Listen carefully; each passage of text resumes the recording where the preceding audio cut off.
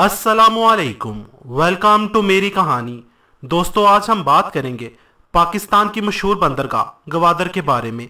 इस वीडियो में हम बात करेंगे ग्वादर पोर्ट की अहमियत के बारे में, सी पैक मंसूबे के बारे में, ये चाइना के लिए क्यों ज़रूरी है, पाकिस्तान में इसकी अहमियत और इस मंसूबे के खिलाफ साजिशों के बारे में। ग्वादर की बंदरगाह का शुमार पाकिस्तान की मशहूर बंदरगाहों में होता है। इसका रकबा 70 एकड़ है और लंबाई 416 मीटर और चौड़ाई 65 मीटर है। यहाँ 10,000 टन वजनी 3 बहरी जहाज बैक वक्त लंगर अंदाज हो सकते हैं। सामान स्टोर करने के लिए 1000 मुरब्बा फुट पर शेड बनाए गए हैं। मुल्क की 35% मछली इसी बंदरगाह से पकड़ी जाती है। यहाँ से रोजाना तकरीबन 500 कश्तियाँ माहीगिरी के लिए खुले समंदर में जाती हैं। अब इसे बड़ी बंदरगाह में तब्दील करने के लिए इकदाम किए जा रहे हैं। इसी बंदरगाह से एक रास्ता या रोड बनाया जाएगा जो बलोचिस्तान से होकर पंजाब को टच करता हुआ फाटा को टच करेगा, फिर गिलगित बल्तिस्तान से होकर आज़ाद कश्मीर को टच करता हुआ चाइना के सूबे जिंगजियांग के शहर काशगार तक जाएगा। इस रोड को सी पैक का नाम दिया गया है, यानी China Pakistan economic corridor. Video में आगे जाने से पहले आपके लिए वर्ल्ड मैप जानना इंतहाई ज़रूरी है। यह है मिडल ईस्ट का एरिया और ये है वो ममालिक जिनमें तेल बहुत ज़्यादा पाया जाता है, जिनमें ईरान, इराक, सऊदी अरेबिया वगैरह बड़े ममालिक शामिल हैं। ये ममालिक OPIC का हिस्सा है, यानी organization of petroleum importing countries, यानी वो ममालिक जहाँ तेल के बड़े ज़खायर मौजूद हैं। इन ममालिक से तेल बहरी जहाज़ों के जरिए पाकिस्तान, भारत, चाइना, जापान वगैरह जाता है। यहाँ ये जो कर्व वाला एरिया है इसे बोलते हैं स्टेट ऑफ हॉर्मस। यहाँ से दुनिया का लगभग 1/3 तेल पास होता है, यानी इस एरिया को, यानी स्टेट ऑफ हॉर्मस को जो कंट्रोल करेगा वो दुनिया के लगभग 1/3 तेल की सप्लाई को कंट्रोल कर सकता है। पाकिस्तान जो तेल खरीदता है वो ग्वादर पोर्ट के थ्रू खरीदता है। ग्वादर पोर्ट पाकिस्तान के लिए बहुत अहम है। चाइना $46 बिलियन की लागत के साथ सी पैक के जरिए ग्वादर को काशगार से कनेक्ट क्यों करना चाहता है, इस पर रोशनी डालते हैं। ये है चाइना। चाइना भी अपना ज्यादा तेल अरब ममालिक से खरीदता है। फिर ये तेल के जहाज गुल्फ से होते हुए, स्टेट ऑफ हॉर्मस से होते हुए, अरेबियन सी से होते हुए इंडियन ओशन में आते हैं। फिर यहाँ से होते हुए स्टेट ऑफ मलक्का, फिर यहाँ से होते हुए साउथ चाइना सी को क्रॉस करते हुए हांगकांग पहुँचते हैं, या फिर चाइना में और आगे शंघाई, या फिर और आगे तियानजिन पोर्ट तक पहुँचते हैं। ये तमाम रास्ता बहुत ही लंबा है और ये चाइना के ईस्ट में जाता है। चाइना को अगर 2 हिस्सों में डिवाइड किया जाए, यानी ईस्ट और वेस्ट, ईस्ट पार्ट पूरे चाइना का 40% है और वेस्ट पार्ट 60%, और पूरे चाइना की सिर्फ 6% आबादी चाइना के वेस्टर्न पार्ट में रहती है, जबकि 94% आबादी ईस्टर्न पार्ट में रहती है। यानी चाइना को जो तेल चाहिए वो ईस्टर्न पार्ट में चाहिए, क्योंकि यहाँ 94% आबादी है। इसके अलावा ईस्टर्न पार्ट में तेल आना ही पड़ेगा, क्योंकि वेस्टर्न पार्ट में कोई समुद्री रास्ता है ही नहीं। एक दफ़ा फिर पीछे चलते हैं, ये है इंडियन ओशन। अब जब चाइना के जहाज इंडियन ओशन को क्रॉस करके इस एरिया में आते हैं जिसे स्ट्रेट ऑफ मलक्का कहते हैं, ये एरिया मलेशिया और इंडोनेशिया के बीच है।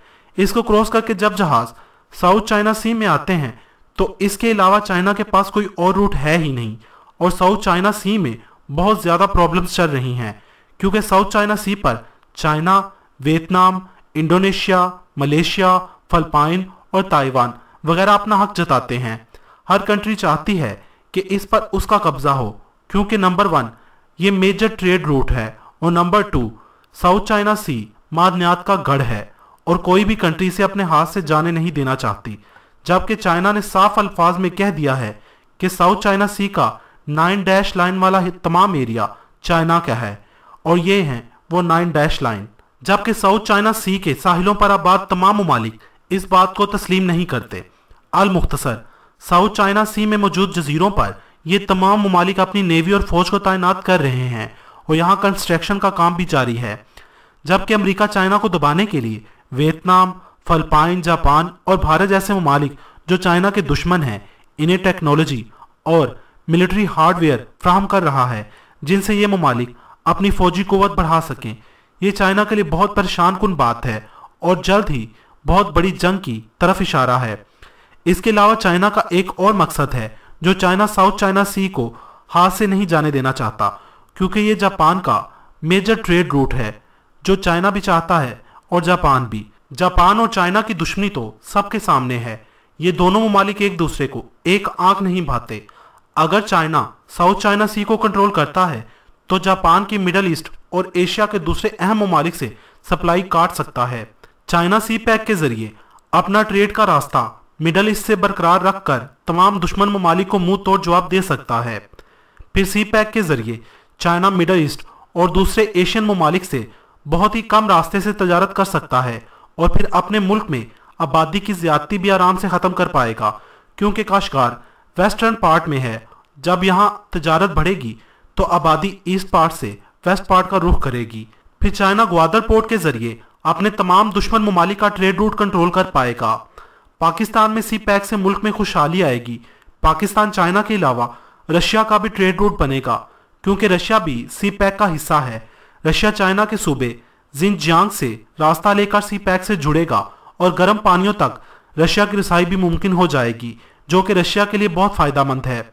सी पैक से पाकिस्तान में बेरोजगारी कम होगी, पाकिस्तान की मौशियत मजबूत होगी और दहशतगर्दी भी कम होगी। सॉरी टू से बहुत से ऐसे ममालिक भी हैं जो सी पैक के बिल्कुल खिलाफ हैं। उन्होंने बहुत से हरबे आजमाए सी पैक को रोकने के, मगर नाकाम रहे। जब कोई चारा न चला तो बलूचिस्तान को अलग रियासत बनाने के इशू को उठाया जा रहा है।